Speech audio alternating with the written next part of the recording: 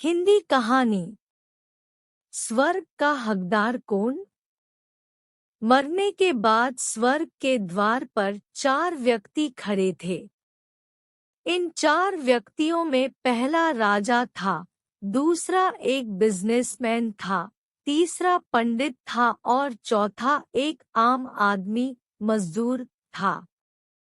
किसी को भी यह पता नहीं था कि कौन स्वर्ग के अंदर प्रवेश कर पाएगा और कौन वहीं से वापस लौटा दिया जाएगा। सब स्वर्ग का दरवाजा खुलने की राह देख रहे थे और आपस में बातें कर रहे थे। जैसे कि राजा को मरने से पहले से ही आदत थी, उसने अपनी बात सबसे पहले बताई। राजा ने कहा, मैं बहुत प्रख्यात राजा हूँ। मैंने धरती पर अपना बहुत नाम कमाया है, इसलिए पूरी संभावना है कि मैं ही स्वर्ग में जाऊंगा। फिर व्यापारी ने अपनी बात सामने रखी। वह बोला, मैंने धरती पर खूब धन कमाया और उस धन से मैंने सैकड़ों लोगों की मदद की, इसलिए मैं ही स्वर्ग का हकदार हूँ। अब बारी थी पंडित की, तो पंडित ने मुंह खोला और सबको यह कहा, चाहे तुम जो सोच लो, लेकिन यह बात तो तय है कि स्वर्ग के दरवाजे खुलेंगे तो मेरे लिए ही।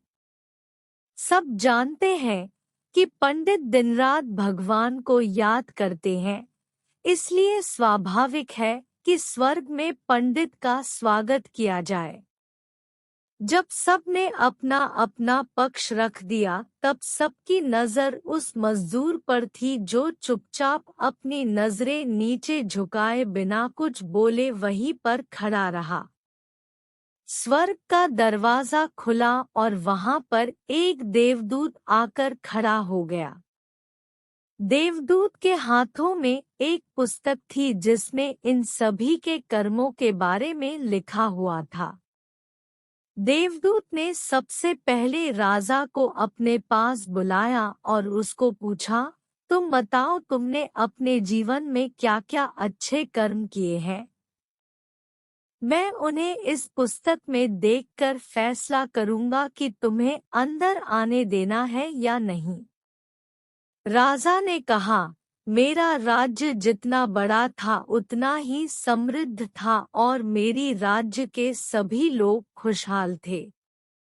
सभी बड़े आनंद से रहते थे। मैंने उन्हें कभी भी किसी भी चीज की कमी नहीं होने दी।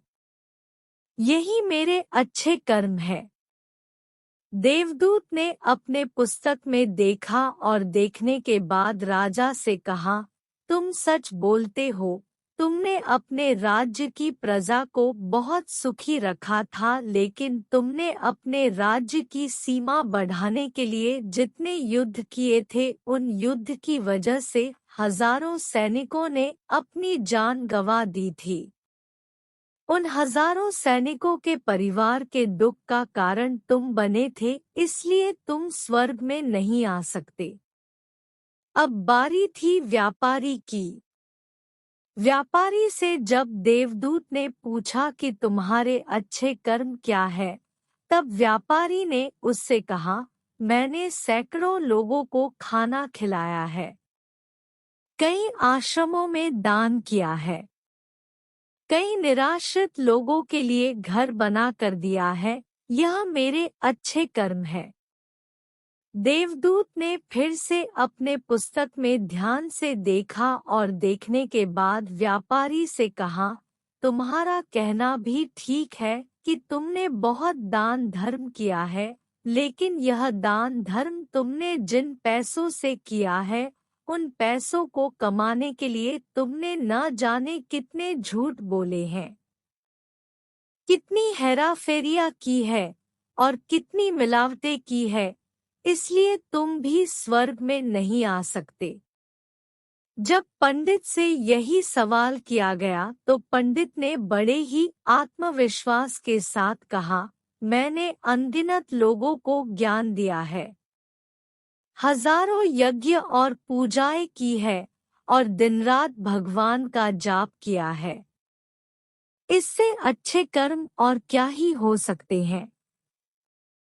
देवदूत ने अपनी पुस्तक के अंदर झांक कर देखा और पंडित से कहा, आपने जितने भी लोगों को जो भी ज्ञान दिया है, उन बातों पर खुद कभी अमल नहीं किया। आपने यज्ञ, पूजा या भगवान का नाम निस्वार्थ भाव से कभी नहीं लिया, इसलिए आपका भी स्वर्ग में आना प्रतिबंधित है। मजदूर यह सब देखकर हैरान था। वह अब तक जिन्हें महान समझता आ रहा था, उनकी व्याख्या स्वर्ग के दरवाजे पर आकर बदल गई थी। धरती पर जिन कामों को अच्छा समझा जाता है, उनका यहाँ पर कोई मूल्य नहीं था।